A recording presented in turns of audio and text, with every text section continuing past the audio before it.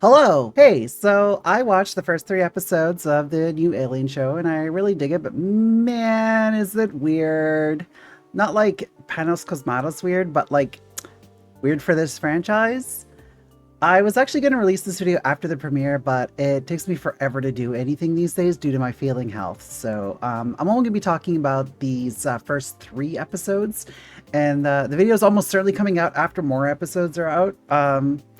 I do want to get this out before the heat death of the universe, so I don't know, deal with it. Let me start off by saying that I really love the Alien franchise, despite the fact that most of it is slop. The first 2 films are fantastic, and then the rest suck ass, with the exception of last year's Romulus, which was decent. I just love the creature design of the alien, and I loves me some haunted house in space.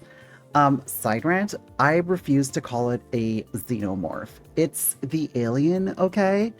Xenomorph was a generic term used one time by Lieutenant Gorman in Aliens. A xenomorph may be involved. Excuse me, sir. A what? And it means alien life form. That's all it means. Literally any extraterrestrial life form can be called a xenomorph. Stop it. Okay, like technically they use the term in episode 3, but my point stands. I'm also a big fan of Noah Hawley's work on the Fargo TV series and Legion, the latter of which is bringing some of its delicious weirdness here. Legion is fucking great, and I highly recommend giving that one a watch if you haven't already. Just like, fair warning, the end of season 2 is rough, but season 3 really brings it back, and it has one of my favorite series finales ever. So anyways, back to Alien Earth. We start off with some text setting up the world and telling us what the focus of the series is going to be.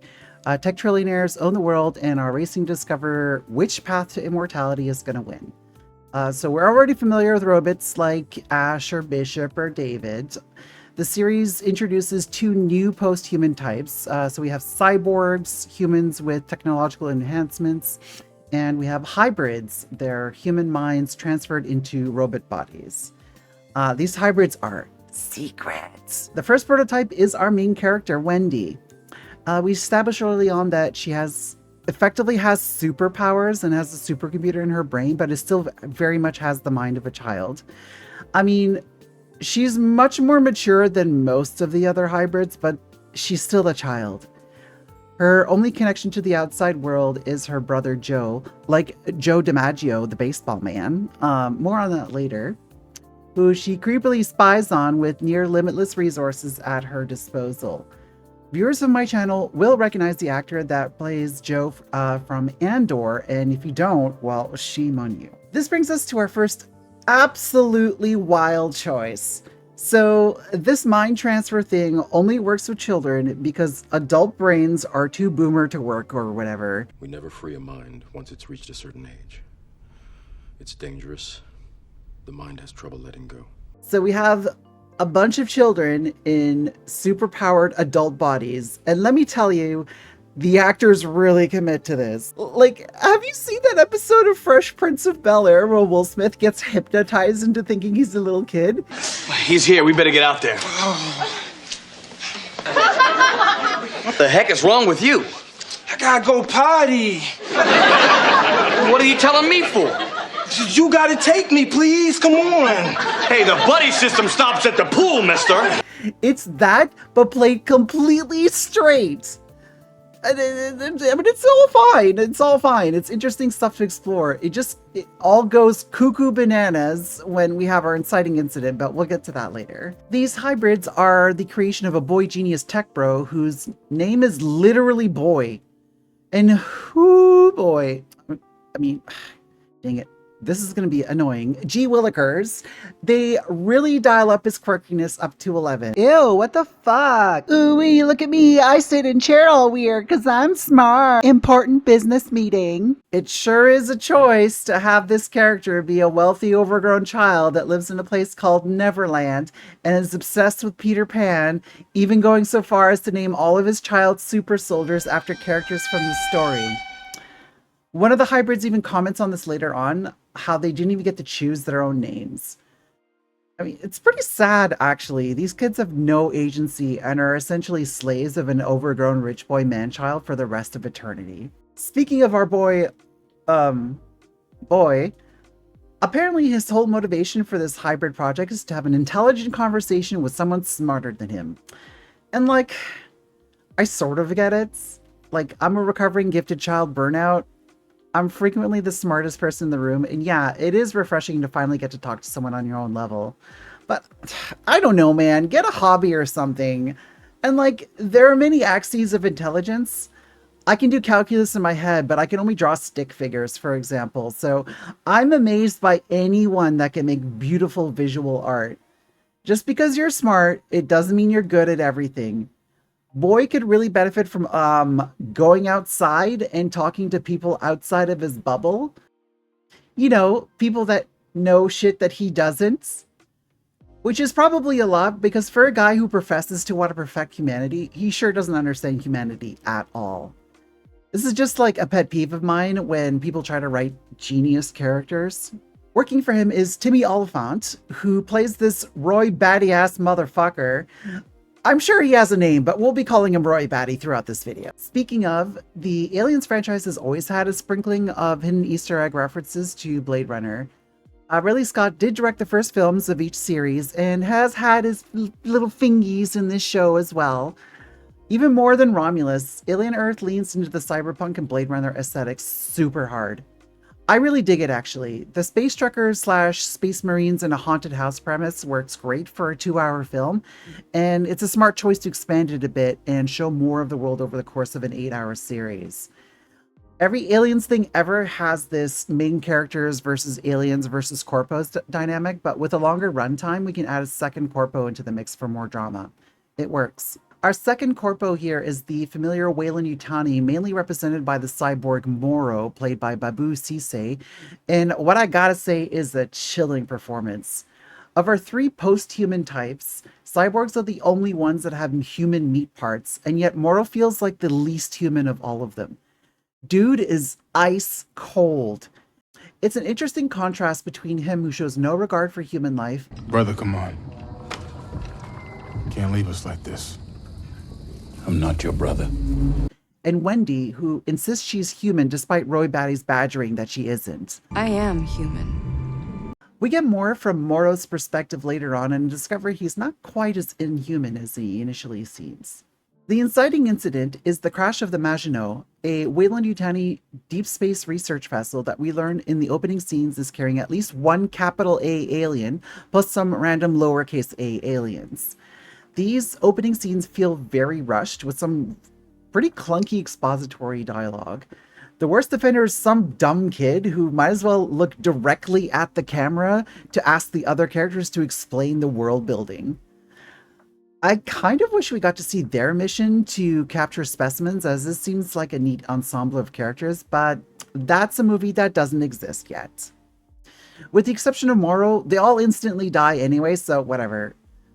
Incidentally, and I'm sure this is intentional, the Maginot was named after André Maginot, who is famous for building a defensive line to protect France from the Nazis, who were then like, Lamau, we'll go around. Maginot Line is even in the dictionary. It means a defensive barrier or strategy that inspires a false sense of security.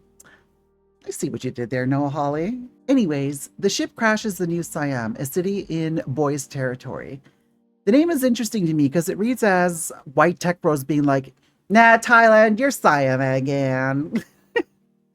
Joe just happens to be part of the search and rescue team assigned to be the first responders to the disaster. Is it contrived? Yes. Do I hate it? No. I mean, almost all stories rely on some sort of contrivance or another, and I've definitely seen worse. I don't care. Whatever gets us to haunted house. Wendy sees that her brother is in danger and wants to help him. So she asks Boy to send her and the rest of the hybrids to help the first responders. Everyone else in the room is like, this is the worst idea of all time. But Boy is like, duh, okay. What?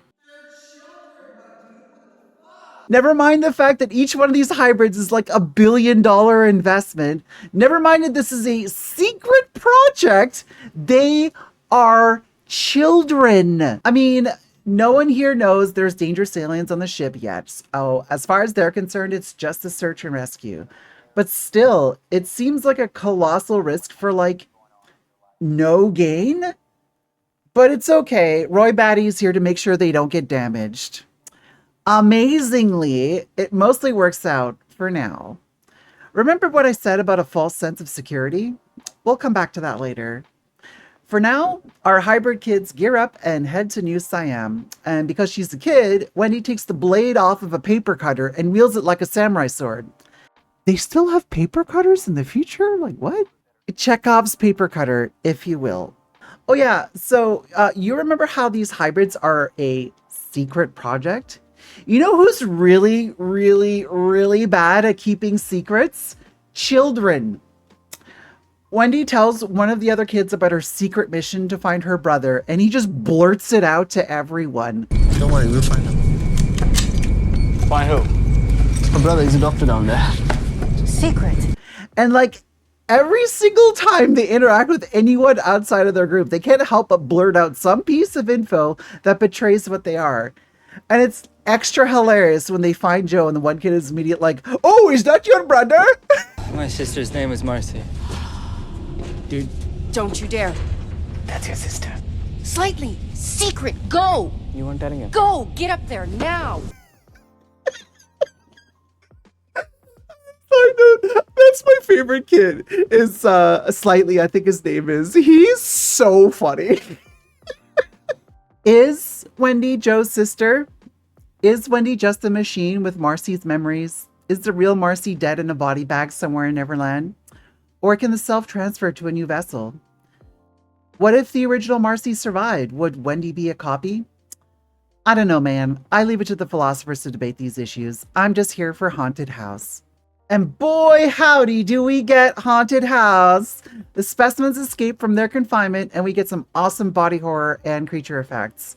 I love the like little octopus eyeball thingy. And the SETI eel thing is terrifying. We even get a Half-Life barnacle thingy.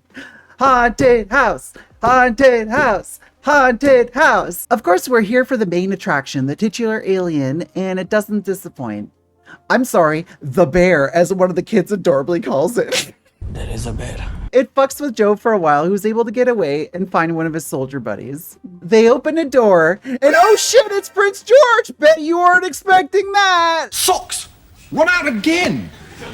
Why is it that no matter how many millions of pairs of socks I buy, I never seem to have any? Sir, with your forgiveness, there is another even weightier problem. They just disappear! Honestly, you'd think someone was coming in here, stealing the damn things, and then selling them off.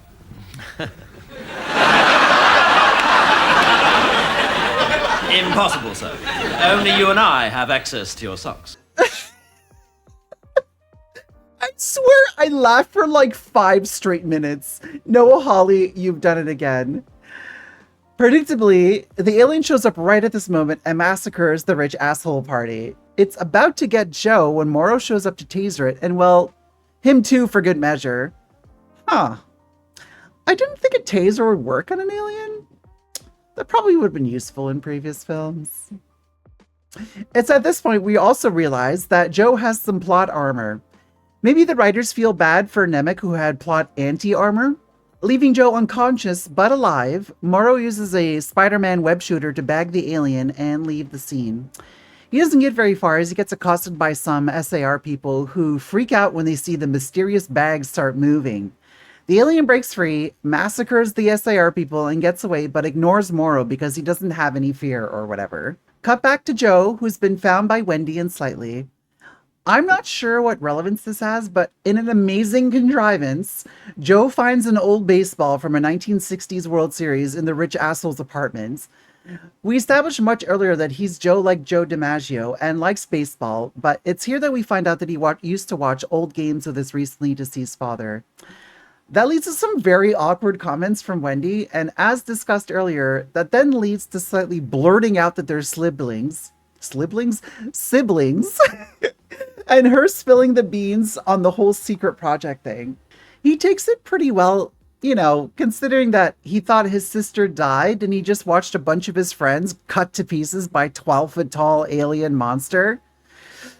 Our trio wanders into a room housing a bunch of eggs, or ovomorphs if you want to be a nerd about it, where our alien swoops down and yoinks Joe. Wendy goes after him, needle drop tool, end of episode 2. In episode 3, Wendy finds that Joe's plot armor is very much intact, although it is a trap set by the alien. She then uses Chekhov's paper cutter to stab through a metal ceiling to injure it. There's a brief cat and mouse, which ends with Wendy beheading the alien with Chekhov's paper cutter off screen and then collapsing from her wounds. This scene is so weird. Joe's plot armor has been taken to ludicrous speed. Ludicrous speed! As he was impaled through the chest by the alien's tail, though is fine enough to operate the big cargo door in an attempt to trap it. This motherfucker lost a lung, but was still able to walk around and yell Marcy over and over. I once went to an ER for what I thought was a collapsed lung, and I could barely breathe, much less yell anything. Also, what magical adamantium material is Chekhov's paper cutter made of? That thing was covered in the acid blood just a moment ago. I rewatched this scene just to make sure she didn't kill the alien with something else, and it is noticeably smaller, but definitely still the fucking paper cutter. I mean, it is a cool scene with a lot of tension, but oh boy, Cavalier, does it not make a lick of sense. Just last episode, we saw the alien tear through Prince George and friends. For me, socks are like sex. Tons of it about, and I never seem to get any. Plus a whole team of soldiers. And now it can impale a character and they're mostly fine. Am I the only one around here who gives a shit about the role? Anyways, we're then treated to an amazing scene with two of the hybrids who are catching each other up on what the other missed. They talk just like Zoomers on TikTok, and it's hilarious. And then we saw the super messed up, like, octopus. Octopus? Eye monster. Dude, come on, I can't believe I missed that. They're interrupted by Morrow, who interrogates them at gunpoint, and because they're, well, children... We are not kids! Yeah, no, we're not. It's awkward and funny as fuck, especially when our cyborg calls them out for acting like kids. He then proceeds to transfer the ship's computer files into his brain, which apparently causes him to overeat, because my guy is sweaty as fuck. We see some of his humanity finally come through as he confesses his conflicted feelings to the two hybrids. Eventually, Roy Batty shows up and there's a brief standoff until Morrow is forced to flee when one of the eggs starts hatching. We got a montage of our characters returning to Neverland, set to a piece by Jeff Russo that evokes Maggot Brain by Funkadelic. Music nerd flex. That means we're leaving the haunted house. Dang it. Boo, hiss, etc. Joe's plot armor finally gives out somewhat as he needs surgery while Wendy is getting repaired. The two scientists working on her are big mad at Boy for putting her at risk, and so am I, TBH. They really can't call him out to his face despite his goading, since, well, he's the boss, and I get the feeling that getting fired here means you also get disappeared. I'm immediately reminded of old urban legends about Steve Jobs, where anyone getting into an elevator with him is prone to getting fired. Same tech bro energy here. And like a kid in a candy store, Boy can't wait to look at all the alien goodies his team acquired. He puts his face right up to one of the eggs, to which the egg is like, Lamau, okay, I guess I'm all open up now. Timmy Oliphant's face is priceless. Without saying a word, we know what he's thinking. He's like, what is this dumb fuck doing? He shoots Boy away, and because he's much smarter than him and has probably seen the movies, he explains the alien's life cycle. Boy whines like a child for a bit, but is smart enough to accept that his servant is correct and locks down the room with all the creepy crawlies, leaving me with some hope that Haunted House will be back in future episodes. Our next scene, we see Boy's human executive Adam Ines menacingly debrief the two hybrids that were in contact with Morrow. I'm only bringing this up because Ines is played by the legendary Adrian Edmondson. You kids might not know him, but he was part of a great cohort of British comedic actors in the 80s and 90s that included Rick Mayall, Stephen Fry, Rowan Atkinson, and Prince George himself, Hugh Laurie. Why, the public love me. Only the other day I was out in the street and they sang, "We hail Prince George! We hail Prince George!" We hate Prince George. We hate Prince George. Boom, callback. I'm very much not used to him playing such a serious character. I know him best as Vivian, the violent anarchist metalhead from The Young Ones. Oh no! The front door's exploded! Vivian! Vivian!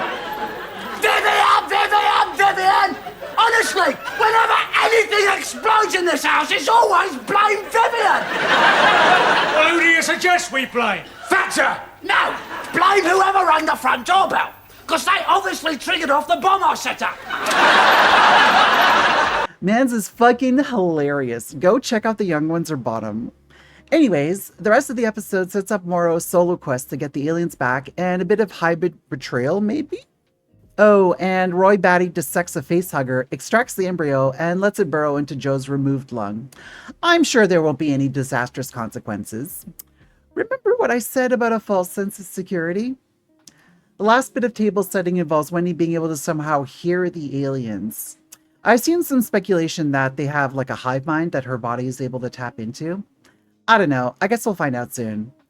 Somehow, no one notices her creeping around even when she collapses near all the eggs. We needle drop Metallica and end the episode. So, stray thoughts. Overall, I like the show, but there are some weird decisions. Don't get me wrong, I like weird, but there's weird and there's weird. I really like Noah Hawley's style, and I love the music from Jeff Russo, both the score and the pop music choices.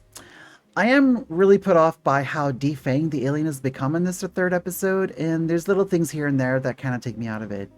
Still, there's lots of show left to go, and I'm along for the ride. All right, so that's gonna do it. I'm tired. That's the review.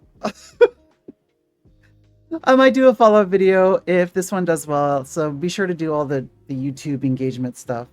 Okay, bye.